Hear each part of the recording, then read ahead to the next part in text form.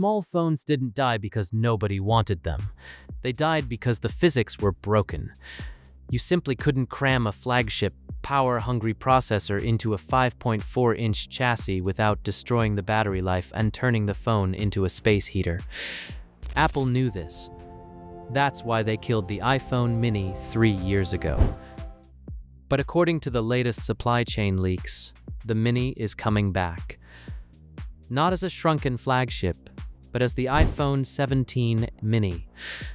And Apple has completely redesigned the internal architecture to fix the exact problem that killed small phones in the first place.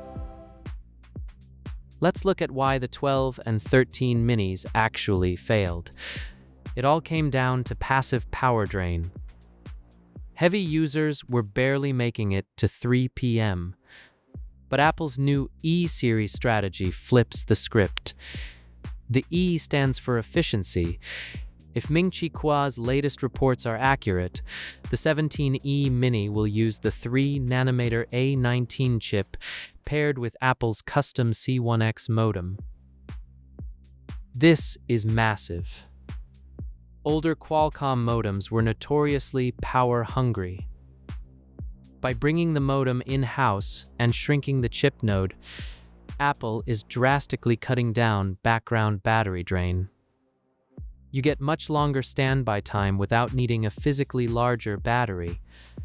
And then there's the thermal footprint.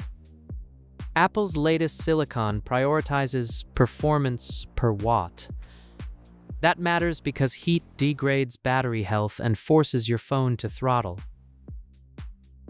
We are looking at a device with 8 GB of RAM, capable of running local AI models and processing 48-megapixel RAW files, inside a chassis that fits in the palm of your hand, all without melting. For the first time, a true compact powerhouse is technically viable. If Apple pulls this off, this is the last stand for compact smartphones. The Android market has entirely given up. Even ASUS abandoned the beloved Zenfone form factor to chase larger screens. Mainstream buyers want massive displays for media, but that leaves a huge, unserved market of minimalists and power users who want a tool, not a TV screen. If the 17A mini launches with these thermal optimizations, it immediately monopolizes the premium compact market. But there's a catch. Apple is ruthless with its margins.